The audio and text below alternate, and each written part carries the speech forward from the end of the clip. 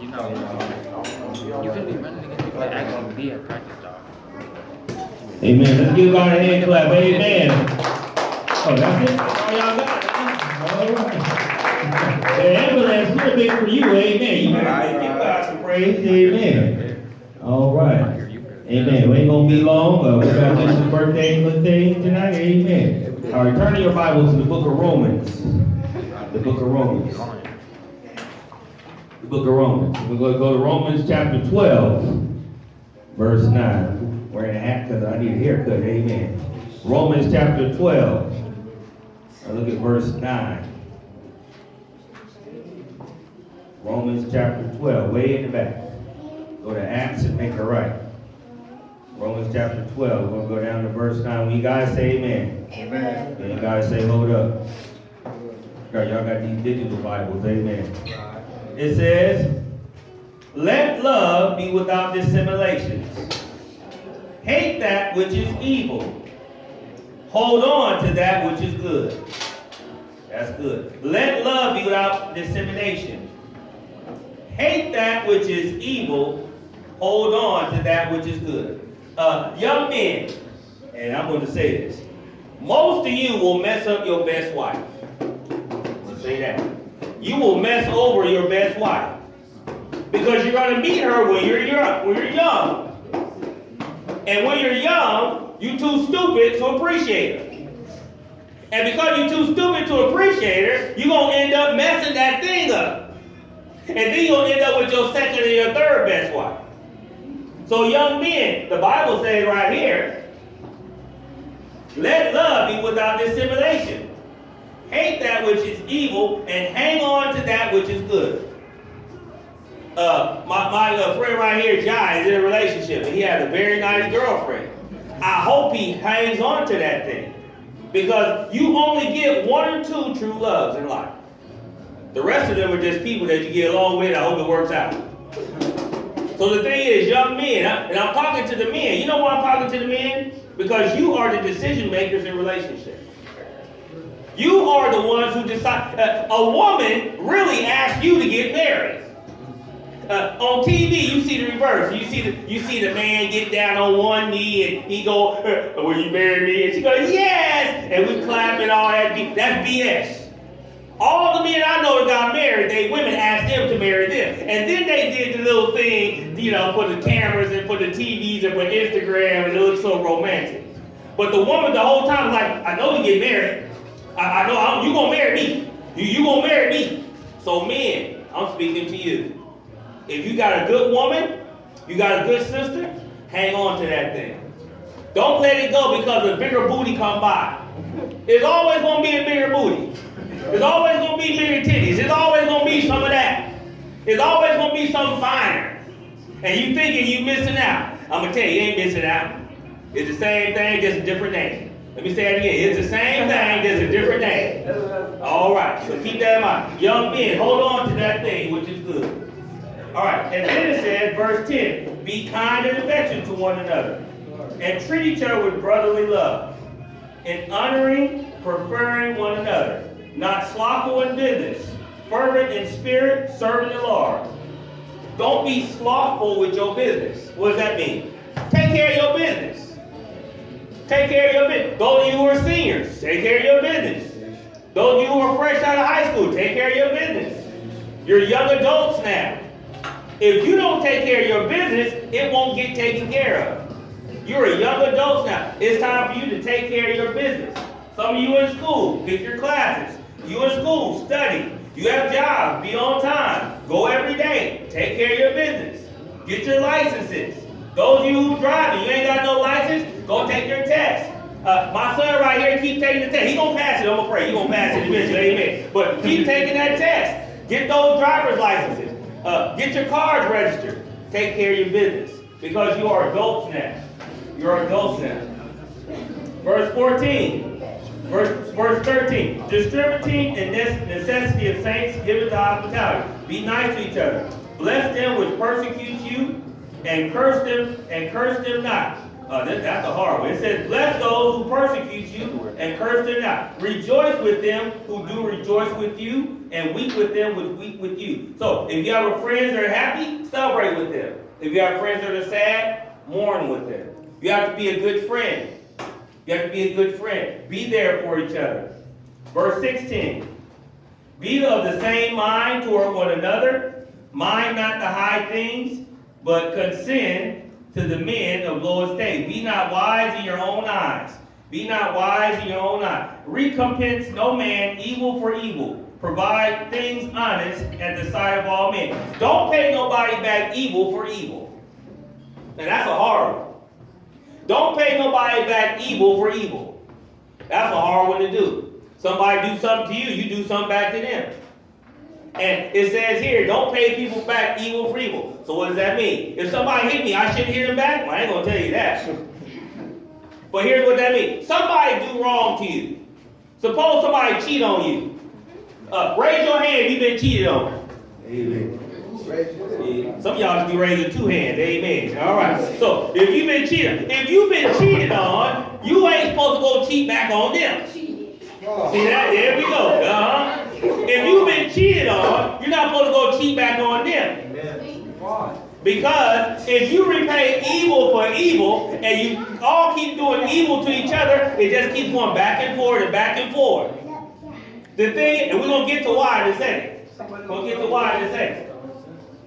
Alright, so it said, don't repay evil for evil. Verse 18, if it be possible, as much as lieth in you, live peaceably with all men. And then it said, verse 19, dearly beloved, avenge not yourselves, but rather give place unto wrath, for it is written, vengeance is mine, saith the Lord, I shall repay. Vengeance is mine, saith the Lord. You can't be God getting back vengeance.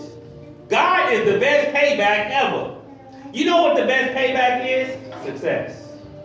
You want to get somebody else back? Be successful. You want to make somebody mad? Make it happen. Make it work. See, the thing is, that person that left you or cheated on you or did something wrong to you didn't think you was going to be nothing without them. So if you can go forward and be successful in your next relationship, be successful in your next job, be successful in your next house, then you will have gotten back all the revenge that you want. Success is the best revenge. There are some people who say, I could never be married because I was the biggest hoe on the street corner. But I've been married 24 years, praise the Lord. So the point is, success is doing that thing and doing that thing to the best of your ability. And that is often the best revenge. And the thing is, God says, vengeance is mine. I take care of that. If you belong to Jesus, he says, I'll pay back your enemies for the wrong that they've done to you. So we don't, and the reason why I'm telling you this while you're young, if you get in the habit of paying back tit for tat, negative for negative, you'll be fighting for the rest of your life. Somebody scratch your car, you go scratch their car. Somebody bust your window out, you go bust their window out. So, and it's go back and forth, a bunch of mess. And the bad part about it is, if you keep doing that mess, something might happen. Somebody might really get hurt. You might really be in peril. Something crazy might happen. So God says, let me be the one that pays back vengeance. That pays back vengeance. Next, turn with me to Philippians 3 and 14. Philippians 3 and 14. Oh, she good, she good. Philippians 3 and 14.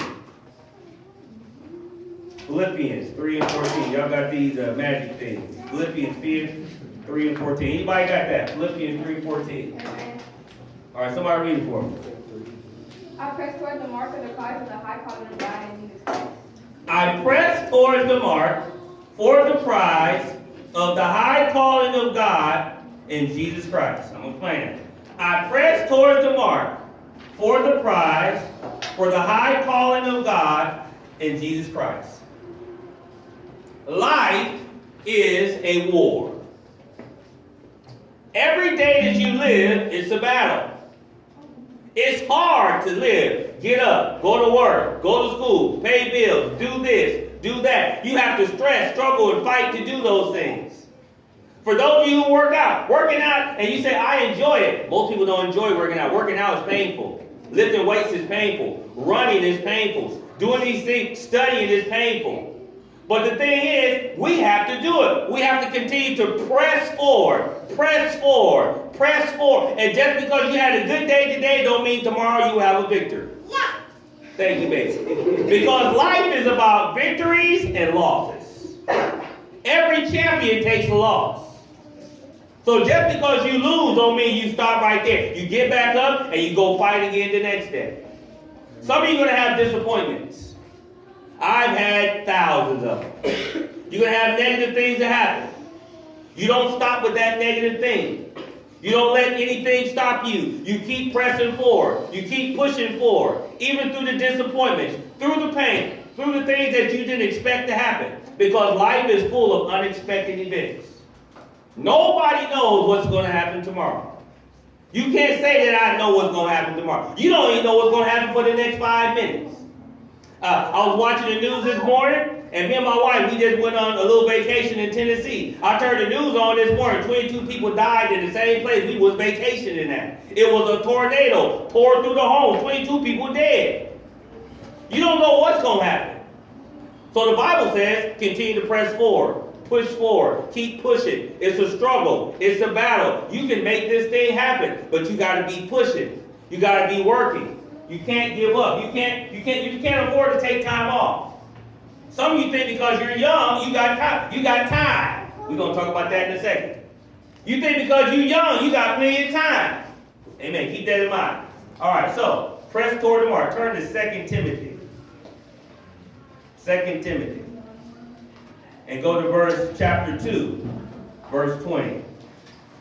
2 Timothy. Give me withholding nothing, Bishop.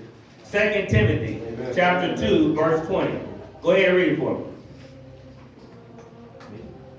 In the master there are just gold and silver bowls, but also some bowls that are made of wood and clay. Some are meant for special uses, some are meant for garbage. All right. There are not only of gold and of silver, but some also of wood and of paper or earth, and some to honor and some to dishonor. Verse 21 says, if a man therefore purge himself from these, he shall be a vessel unto honor, sanctified for meat for the master's use, and prepared unto every good work. I'm going to translate that. God has a magical kitchen. He has a magical kitchen. And in this magical kitchen, he has a bunch of dishes. How many of y'all grew up in the house and your mama had the good dishes that you couldn't touch?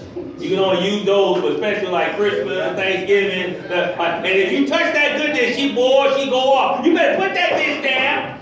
All right. So God has a kitchen. And in this kitchen, he has magical dishes. He has these dishes. And he has some good dishes. He has some gold dishes, some silver dishes. He has some aluminum dishes. Then he got some wood dishes. He got some paper dishes. And he got some foam dishes. So the thing is, those things that are made out of foam, or that are made out of wood, or that are made out of plastic, are throwaways. That means that you just use them one time and you throw them away.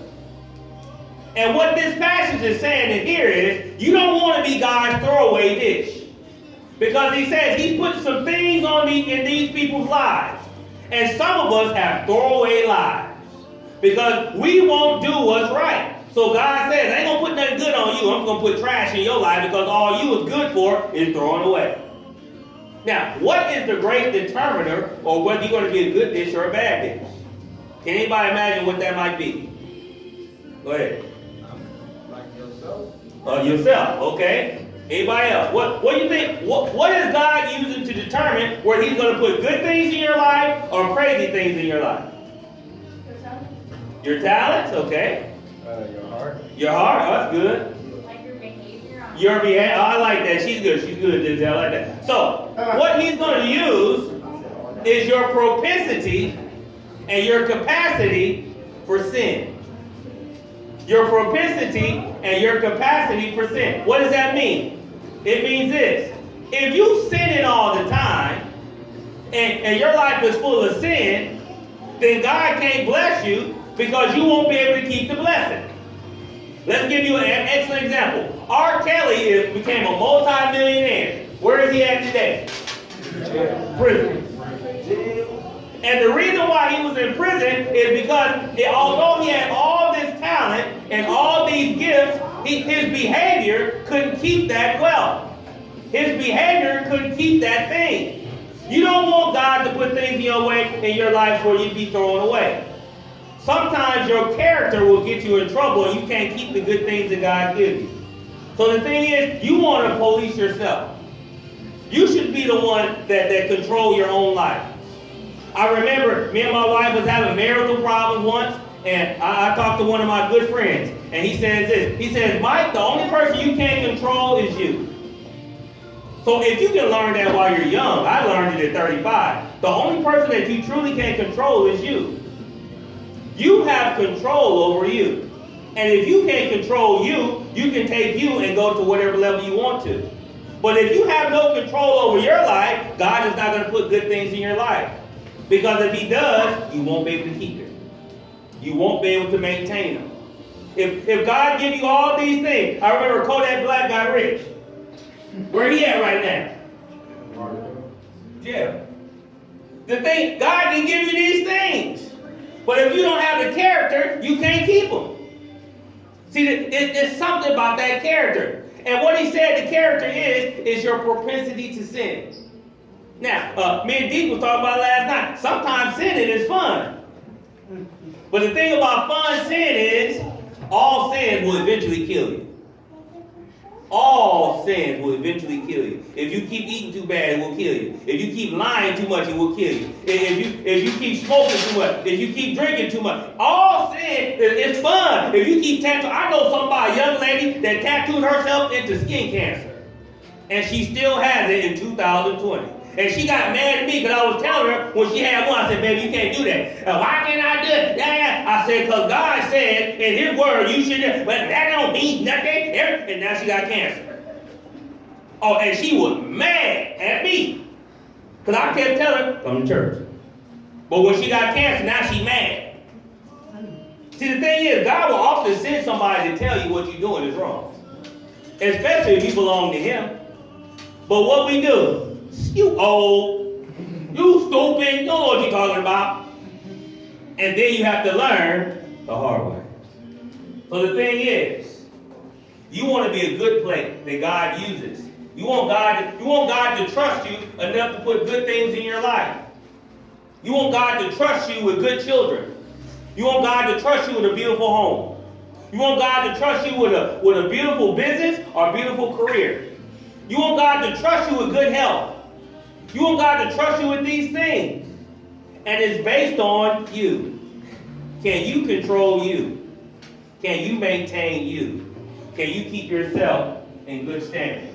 Because you have control over you. Look at verse 22. This is 2 Timothy 2 and 22. Somebody read that one. 2 Timothy 2 and 22. Okay, ain't nobody got it. I'll read. Go ahead. Flee also youthful lust, but follow righteousness, faith, charity, peace, with them that call on the Lord out of a pure heart. Flee also youthful lust, but follow righteousness, faith, charity, peace, with them that call on the Lord out of a pure heart. Flee also youthful lust, but follow righteousness, faith, charity, peace, with them that call on the Lord of pure heart. I like this. It says, flee youthful lust. Now, earlier we talked about your life and what you're going to do. When are you your strongest? At 18 or at 48? 18. Every year that you live, you get weaker. What do you think about that? 18, you're the strongest you're ever going to be. 19, 20, 21, 22, up to 25. After 25, everything starts going downhill. I remember Mike Tyson said he was going to come out of retirement and gonna fight some young dude. And I was like, that ain't going to happen. Matter of fact, when Mike won the heavyweight championship, guess how old he was? 18. He won the heavyweight championship at 18, and he fought a 40-year-old. So you know that 40-year-old man was like, I'm going to knock this sucker out. Yeah, homie, I'm 40 years old. And Mike Tyson was like, I'm 18. Boom, knocked him out. Because at 18, you're strong. the strongest you're ever going to be. 18, 19, 20, 21, 22, 23, 24, 25. At 25, you have the maximum strength you're ever going to have. And after that point, everything starts sliding downhill. I didn't believe that was true. But now when I get up, look at it. Every time I bend over, every time you move, something like that. Because now I'm older, I'm 50. So here's what it says. If you are your strongest, this is when you should be doing the most work in your life. If this is your strongest point, this is the point where you should be working the hardest. I have an easy job now. Matter of fact, my son came up to my job. He was like, hold on, doctor. This all you do? I said, yeah. We were just sitting there looking at him. He's like, they pay you for this? I said, yeah, bro. I have an easy job now. But guess what? I was putting in work for 25 of them. Getting it in, homie. I was getting it in, homie. So now I'm old. I just cruise control. I got my little lean chair. I'm chilling now. Because when I was young, I was getting it in. See, the problem with this generation, y'all want to kick it. Y'all want to relax. But you don't realize you're wasting your best years. Because if you don't work hard now, when you get my age, you ain't going to have nothing. So this is the time you're supposed to be working hard. You're supposed to be working your hardest. Whatever that is. Plant your seeds. So that when you get my age, you can eat the fruit from the seeds that you planted. Well, I don't know what it is I want to do. I'm still confused. I have no idea what I want to do with my life. Guess what? That's okay. What that means is, you don't know you. See, if you don't know what you want to do with your life, it's because you ain't talked to you. See, these cell phones are interesting. You're swiping all day. You own it. Instagram, Snapchat, now they got this TikTok, and you just having a good time all day, wasting your youth, doing nothing. You don't get paid for this. I get a YouTube channel and I can get rich. You could also get struck by lightning tonight. What does that mean? You could also win the lottery. You got a better chance of winning the lottery than you do of getting rich on YouTube. So the thing is, stop wasting your time. You got to be in touch with you. If you don't know, what are you good at? How you been living with you for 18, 19, 20 years and you still don't know what you're good at? How the hell you don't know you?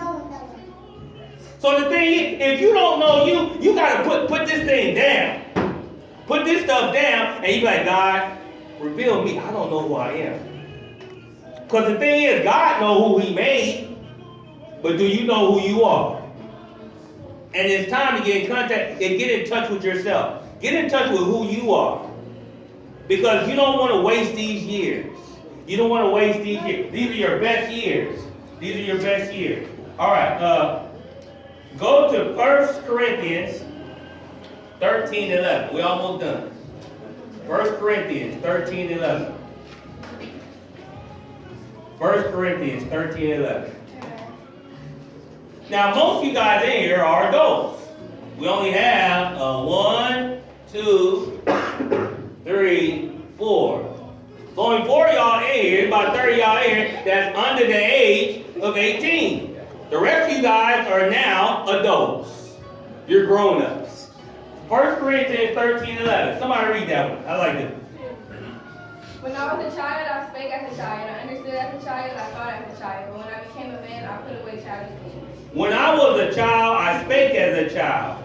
I understood as a child. I thought as a child. But when I became a man, I put away childish things. You got to put away some kid stuff, man. You can't be playing video games all night no more. You can't be up on Instagram all night no more. You can't be FaceTiming all night no more. You need to be going to sleep because you need to be getting up going to work the next day. It's time to put away childish things. You are an adult. My son Jai now stays with us. And so Jai, when we get home, he be hungry. And my wife look at me, I gotta cook him. I said, don't cook for that man. That's a grown man. You better go in there and cook your food, sucker. This is every household, every dog for himself. You better learn how to bark, sucker. You better learn how to cook. Don't come in there and say, they gonna have the food ready. You better go. I tell them, it's food in there. You just gotta cook it. See, you gotta learn how to survive.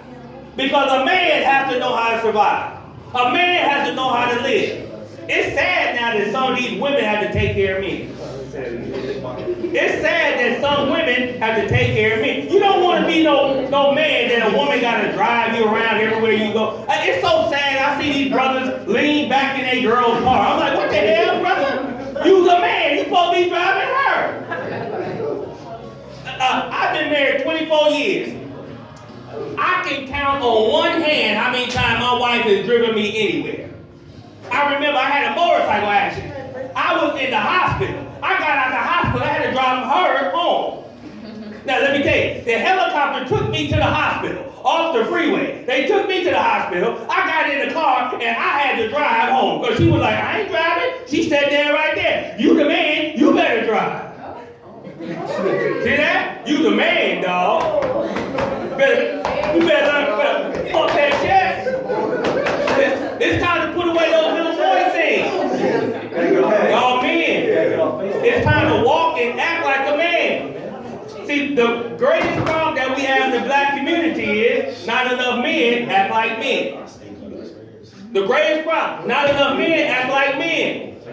We got women out there protecting us. How the woman gonna protect you? You are the Lion of Judah. God gave you all the muscles. He gave you the might, the strength, the power. Every race that see you is scared. How you got your woman out there protecting you? You the beast, not her. You men, we got to step out in front and lead. But you lead by putting in the work now. You work hard now. So that you can set a foundation for your family. So you can set a foundation for your family. So it's time to put away childish things. And what's interesting, who gets in trouble more? Children or adults? I remember in the hood, 6th Avenue and 30th Street, the homies would always get a little kid to go do the dirt. Why? What'd you say? They don't know no better. And what happens if a kid get caught with a gun? They ain't going to prison. They gonna get a slap on the wrist and they gone. But if you 18 and you got the heater on you, now you got a felony. You going to jail. If you 18 and you driving without no L, you going to jail. Or when you 18 and you do certain things, you can't get away with it no more. As you get older, the laws become, there are more consequences for you because you're not a child. So what that means, turn to 1 Peter 5 and 8. Way in the back, 1 Peter 5 and 8. So what does that mean for us? 1 Peter 5 and 8. Somebody read that for me. You can add that one. That would just be marked in your Bible. 1 Peter 5 and 8. Be sober, be vigilant, because your adversary is the devil, as a roaring lion walketh about, seeking whom he may devour. Be sober, be vigilant, for your adversary, Satan, walks around like a roaring lion, seeking who he may devour. Be sober. Some of y'all love to smoke that weed. Some of y'all like to pop them pills. Some of y'all like to even shoot up their hair run. Some of y'all like to do Molly. Some of y'all like meth. Some of y'all into all kind of weird stuff. The Bible, the first thing it said is, be sober. But look, man, weed take away my stress. See, my life is stressful, man, and if I don't smoke this weed or if I don't drink this drink, I can't cope. You really mean your life is that miserable? That you're going to be addicted to a substance in order to survive? It's amazing. We moved back to the neighborhood and the liquor stores on every other corner. It's a liquor store. And I was like, wow, people really go in these liquor stores and they buy liquor all the time. Because so many people don't like their own reality.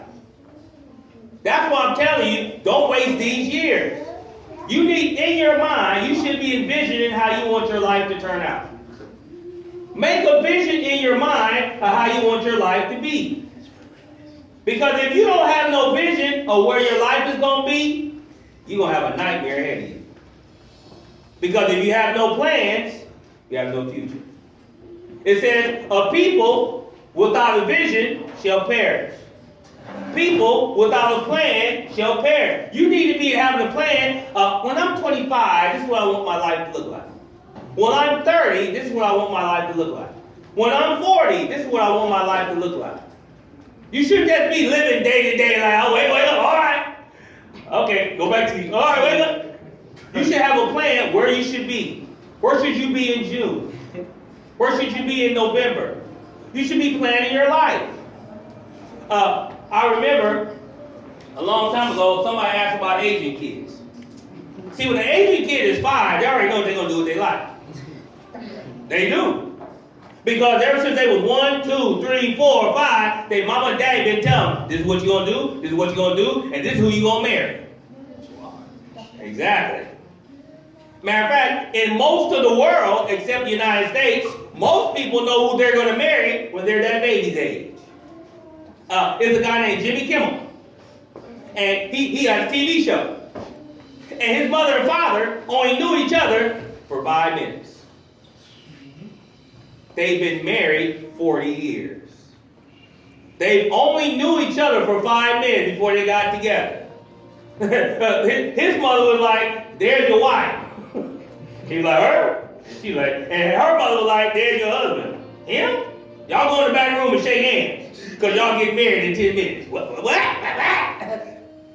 They've been married 40 years. See, in this country, we fall in love. And then, after the baby is born, I hate her. I hate my baby daddy. I hate my baby mama. I hate my... And next thing you know, you got 3, 4 baby mamas, baby daddies. Because you in love, you in love, you in love, you in love. See, we fall in love for the wrong reason. We fall in love because she got a big old booty. We fall in love because he's tall, because he's dark, because he's handsome. And we fall in love for the wrong reasons. Because we fall in love for things that can't last. See, that booty eventually gonna sag. Gravity gonna grab it. I'm sorry, it's gonna go down one day. All them muscles he got, eventually gonna get old. Them muscles gonna sag. Nothing lasts forever. We fall in love for the wrong reasons. See, in the other rest of the world, here's why they said, Jai, you gonna marry her because her mama and daddy got a business. And you gonna marry him because he going to college. And y'all put that together. Bing, pow. That's how they get married. As African Americans, we lost a lot of our heritage in slavery. So together we just get together by coincidence or accident or because of something we saw her on Instagram and it was popping. And you don't even realize that you ain't supposed to be with this woman. Because you get with her and y'all can't stay together and you break apart. But then we break apart and they're kids. And the kids are like, Mom, Daddy. And you're like, I hate her, I hate him, I hate her. He goes apart. So the thing is here, we need to start investigating for the future. Start planning for the future. All right, the last thing, Proverbs 16:25. Proverbs 16:25. We done. Proverbs 16:25.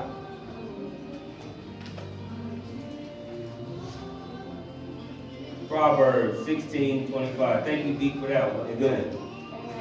Somebody read that one for me. There is a path that may seem straight to someone, but in the end it is the path of death.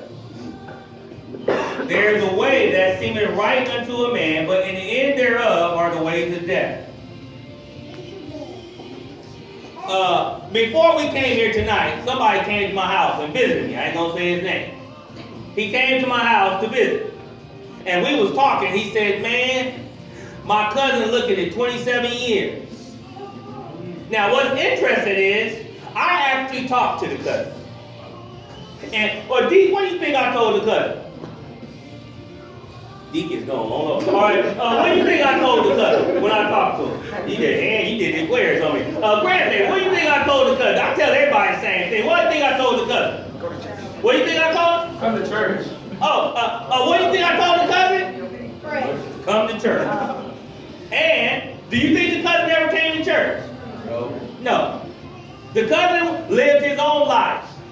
And he lived his life based on how he saw his friends live their life. See, the problem with a lot of young men, since we don't have daddies, we follow each other. Or we follow the big homie.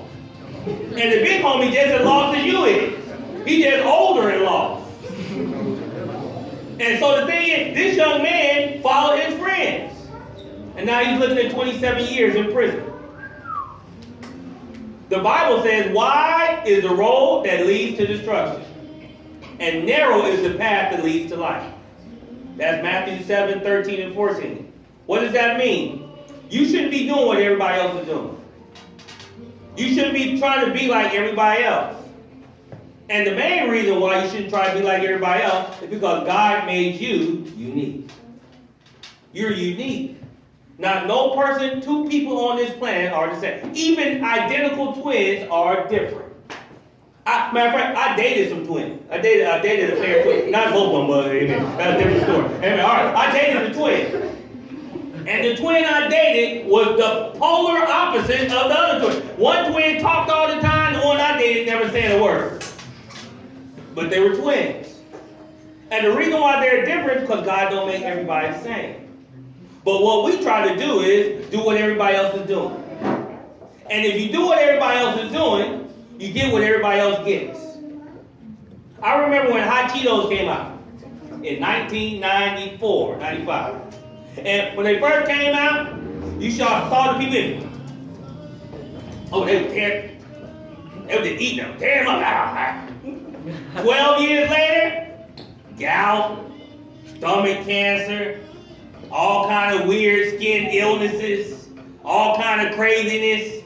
And one of my students died eating Hot Cheetos. Sounds funny. I went to his funeral. It was right in Compton. I visited him in the hospital. And what do you think I told him? Come to church. Did he? No. So the thing is, we can't do what everybody else does. You have to be who God made you to be. Stop trying to be like everybody else. The worst thing you can say is, everybody else doing it. I remember growing up in my mama's house. My friends was able to do all kinds of stuff. I couldn't do it. And I thought my mother was mean.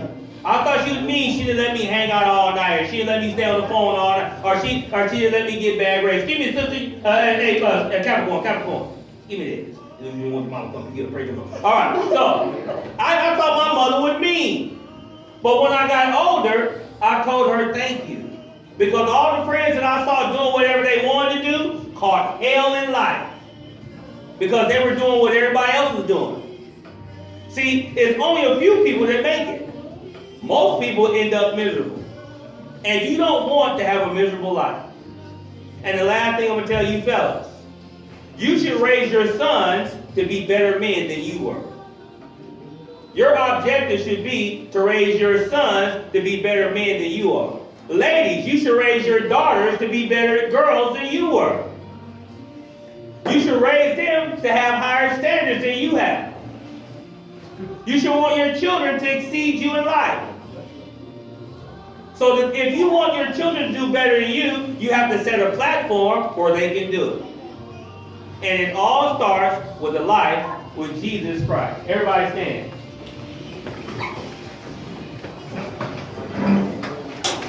Give myself away, Bishop. Everybody grab a hand, grab a hand.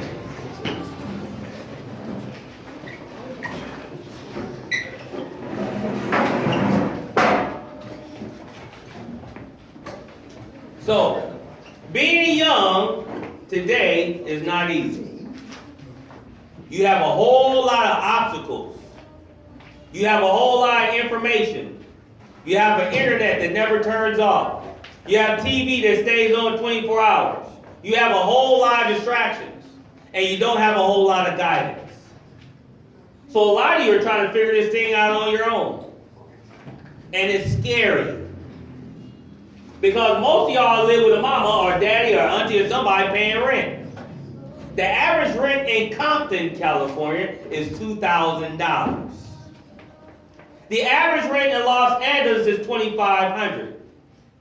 If you move to Culver City, it's $3,500. If you move to downtown LA, it's $5,000. And if you working at Amazon and driving Uber, you ain't paying nobody rent. So your future is tough.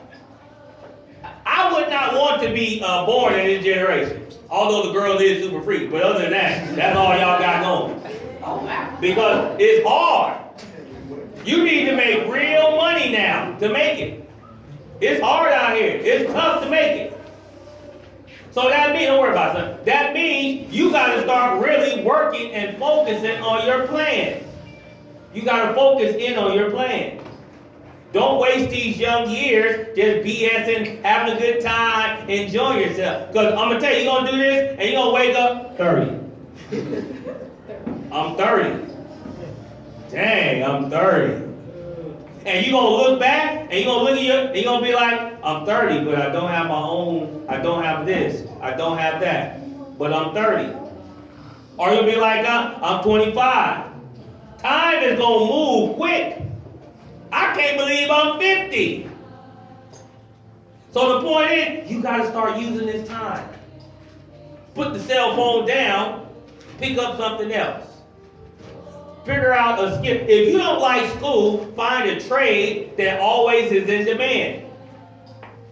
Machine operator, you should look that up. I was driving by today off of Rosecrans and looking for machine operator. Y'all don't even know what that is. Find out what, if you don't like school, become a machine operator. Become an accountant. But get some medical skills. Get culinary skills. People like to eat. Get culinary skills. Be honing your skill. You should be looking for skills. If you didn't go to college, then you need a trade. Or if you don't have a business idea, you need a trade. You should be in school trying to learn how to do something. And black women, hair ain't gonna get it in 2020. Everybody sell hair, everybody do hair, and everybody do eyelashes. So there you go. So you gotta pick something else that somebody else ain't doing. It's time to focus. Focus in on your game plan. Because the clock is ticking. Some of y'all can't believe you 20, you 19. The clock is moving. All right, anybody got any words? Any words? Anybody got anything to say? Nobody? Come on. Go ahead, D. I just want to say that, be very careful because the devil, he try to get your mind while you're young.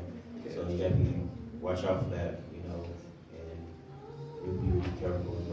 Stay in church, read your Bible, be careful with your Bible because it's crazy stuff going on. Amen. Give me a hand clap. Give me a hand clap. What you gotta say, Jim? Just press before the mark. Just keep going.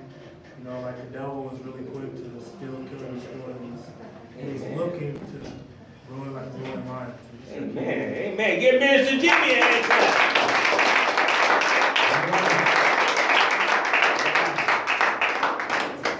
The journey is not about perfection. Nobody, you will never be perfect. You will never be able to stand before God in perfection. The journey is not about quitting. The only time you ever fail in life is when you quit. The only time you ever fail in life is when you quit. The reason why divorce rates are so high because people quit relationships. They quit in the middle of the marriage. And whenever you quit, that's when it's over. So don't quit. Keep going. Keep fighting. Remember, it's a marathon. I think Nipsey said that. It's a marathon. What that mean? That means a marathon it's a long race. Marathon means you can't worry about the fact that your ankle down. Just keep hopping. You only got one. Let's keep going. You gotta keep going. That's what the mission. You gotta keep going. It's a marathon, baby. It's a marathon, and you want to finish your race. All right, everybody bow your head. We thank you, dear Heavenly Father, for this evening. We thank you, Father, for the bounty of young people that are here, Father. We thank you, Father, for another day. We thank you, Father, for the word that went forward, that it touched these young souls. Continue to bless them. Keep them, Father. Protect them, Father, for all the negativity and the stereotypes, and for the people that would send them in wayward direction, Father.